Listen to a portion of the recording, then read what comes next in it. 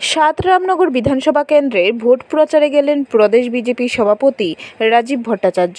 প্রার্থী দীপক মজুমদারকে সঙ্গে নিয়ে রামনগর বিধানসভা কেন্দ্রে বিভিন্ন এলাকায় এদিন চষে বেড়ান তিনি।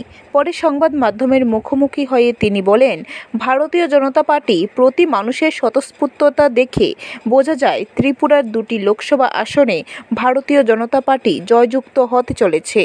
আসন্ন লোকসভা নির্বাচনে দুটি আসনে জয়যুক্ত হয়ে প্রধানমন্ত্রী নরেন্দ্র মোদীকে উপহার দেওয়া হবে। পাশাপাশি উপনির্বাচনে ভারতীয় জনতা পার্টি জয় হবে বলে জানান প্রদেশ বিজেপি সভাপতি। ইন্ডিয়া জোটকে কটাক্ষ করে বলেন, নির্বাচনের আগেই তাদের অর্ধেক দল ছেড়ে পালিয়ে গেছে, বাকি অর্ধেক জেলে যাওয়ার জন্য প্রস্তুতি নিচ্ছে। সুতরাং শেষ পর্যন্ত আই থাকবে, আইটি ধীরে ধীরে বিজেপিতে চলে আসবে। 19 এপ্রিল পশ্চিম ত্রিপুরা আসনের লোকসভা নির্বাচন, তার পাশাপাশি সাত রামনগরের উপনির্বাচন সংগঠিত হবে।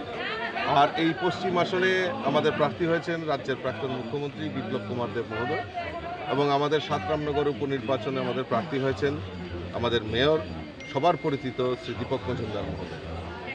এবং আমাদের আপনারা অবগত আছেন 26 এপ্রিল আমাদের পূর্ব ত্রিপুরা আসনের লোকসভা নির্বাচন সংগঠিত হবে। সেখানে আমরা প্রার্থী করেছি রাজ্যের রাজ পরিবারের কন্যা কৃতি দেবী দব্বরমন মহোদয়কে আমরা সেখানে প্রার্থী করেছি।